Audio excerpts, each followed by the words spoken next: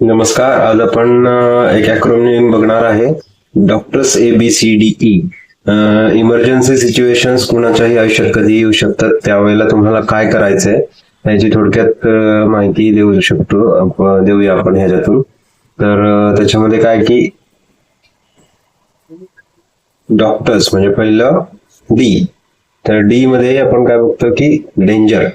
एखादी सिच्युएशन समजा अशी आहे की तुम्हाला पेशंटला सीन सेफ्टी ज्याला म्हणतो आपण, किंवा आग किंवा वाहतुकीचा ऍक्सिडेंट, याच्यामधनं तुम्हाला सीन सेफ्टी पहिली बघायला लागते. म्हणजे पेशंट डेंजर मध्ये पण नकोय आणि तुम्ही पण डेंजर मध्ये नकोय, कारण तुम्ही डेंजर मध्ये असाल तर तुम्ही पेशंटला वाचवू शकणार नाही. त्यामुळं समजा एखादा ऍक्सिडेंट किंवा एखाद्या ठिकाणी आग लागली किंवा एखादा पेशंट तुम्हाला अनकॉन्शियस त्याच्यामुळे दिसला, तर तुम्हाला त्याच्यामध्ये पहिलं सीन सेफ्टी बघायला लागते. त्याला आपण म्हणतो की danger. D for danger, doctors त्यातलं डी फॉर डेंजर. त्यानंतर रिस्पॉन्स मध्ये आपण काय बघतो की रुग्णाचं असेसमेंट. तर पेशंट कॉन्शियस आहे की नाही हे त्याच्या खांद्यावरती टॅप करून किंवा थोपटून किंवा त्याला हाक मारून आपल्याला समजतं आणि त्याच्यानुसार आपल्याला ऍसेस करता येते की पेशंट कॉन्शियस आहे, अदरवाईज अनकॉन्शियस आहे. जर का तो कॉन्शियस असेल तर त्याला सीन सेफ्टी म्हणजे पहिल्यांदा व्यवस्थित सेफ ठिकाणी शिफ्ट करा, त्याच्याशी बोलून घ्या आणि त्याला काय होतं ह्याचा तुम्हाला अंदाज येऊ शकतो याच्यातून.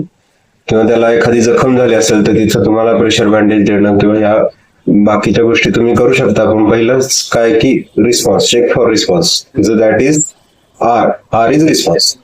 आता त्याच्यामध्ये प्रतिसाद जर का देत नसेल किंवा टॅप फॉर किंवा काका मामा दादा तुम्ही जर का म्हणलात आणि त्यांनी जर का रिस्पॉन्ड नाही केलं, तर पहिलं सगळ्यात महत्वाची गोष्ट काय करायची की अँब्युलन्सला बोलवायचं. 108 किंवा जे काय तुमचे लोकल फोन्स असतील त्यांना पहिलं रिंग करायची आणि इथे इथे अशी अशी इमर्जन्सी आहे, तुम्हाला ऍड्रेस देणं पण महत्वाचं आहे आणि त्यानुसार तुम्ही त्यांना बोलवून पहिलं ते तुम्हाला करायला लागतं. जर का रिस्पॉन्स नसेल पेशंटचा तर you have to think that the ambulance should be near bye.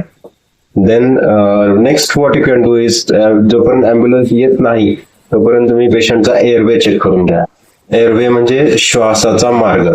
तर एअरवे जर का तुमचा ब्लॉक्ड असेल किंवा एअरवे मध्ये वॉमिटस किंवा उलटी किंवा अन्न अडकलं असेल तर तुम्हाला श्वास घेताना त्याच्यामध्ये घरघर किंवा घुरघुर असा आवाज येऊ शकतो. तर तसं असेल तर रुग्णाचं तुम्हाला अगदी हलके त्यांचं हनुवटी वर करायची आणि जो मागचा भाग आहे तो खाली करायचा, म्हणजे त्याला हेड टिल्ट आणि चिन लिफ्ट असं म्हणतो. तर हेड टिल्ट आणि चिन लिफ्ट केल्यानंतर पेशंटचं जर का एअरवे किंवा घुरघुर किंवा घरघर कमी आली तर त्याचा अर्थ पेशंट श्वास घेतो आहे. आणि ते जर का तुम्ही केलं आणि त्याच्यानंतर मग पुढचं काय बघायचंय की पेशंट जर का बेशुद्ध असेल तर त्याच्या तोंडातून काही वॉमिटस किंवा काही द्राव बाहेर येतोय का, ते जर का असेल तर त्याला लेफ्ट लॅटरल किंवा रिकव्हरी पोझिशन ज्याला आपण म्हणतो किंवा डावी कुशीवरती झोपून ते जे तोंडातला द्राव आहे तो बाहेर येऊ देणं, की ज्याच्यामुळे पेशंटच्या श्वासमार्गात किंवा फुफ्फुसात ते द्राव न जाऊ देणं हे अतिशय महत्वाचं असतं. त्यानंतर check for breathing. Doctors ABC. आता आपण डॉक्टर्स डी पाहिलं, danger, R for response. Doctors ते झालं. त्यानंतर ABC एअरवे आपण बघितला. त्यानंतर बी मध्ये काय ना की ब्रिदिंग म्हणजे रुग्ण श्वास घेतो आहे का नाही, हे सगळ्यात महत्वाची गोष्ट आहे. त्याची छाती जर का वर खाली होत असेल तर तुम्ही ती असेसमेंट करणं अतिशय गरजेचं आहे. त्यानंतर श्वास घेत असेल तर त्याला रिकव्हरी पोझिशन किंवा लेफ्ट लॅटरल किंवा एक डाव्या कुशीवरती त्याला झोपवून त्याच्या श्वासावरती तुम्ही लक्ष ठेवलं पाहिजे.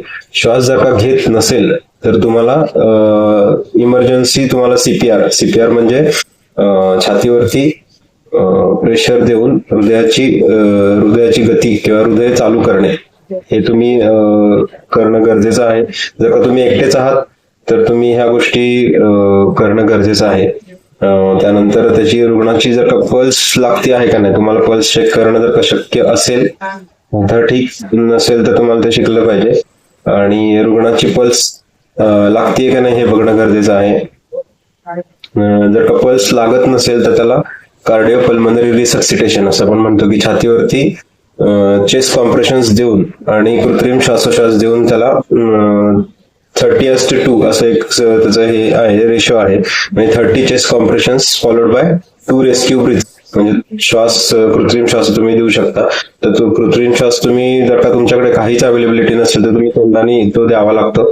आजकाल बरीचशी माउथ मास्क मिळतात, तर ते तुम्ही जर का तुमच्याकडे असतील तर घेऊ शकता. अदरवाईज तुम्हाला ते तोंडाने द्यावे लागतात. त्यानंतर ABCD, डी फॉर डिफिब्रिलेशन. तर हा जो विषय आहे डिफिब्रिलेशन म्हणजे रुग्णाला शॉक देणे. तर हे तुम्ही काही लेमॅन काही करू शकत नाही. तुम्ही ABC पर्यंत करू शकता. डी म्हणजे defibrillator.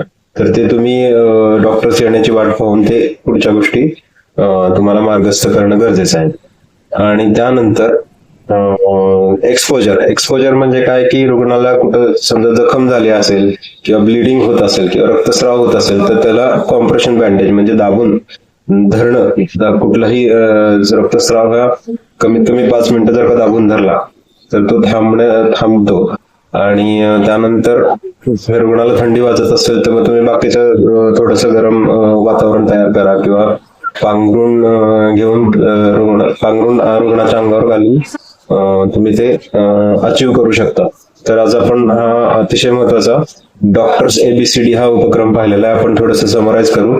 D for danger, R for response, S for airway, B for breathing, C for circulation, D for defibrillation आणि E फॉर एक्सपोजर. तर हा आपण ॲक्रोनिम आज पाहिलेला आहे. तर तुम्हाला होपफुली हा उपयोगी पडेल. धन्यवाद.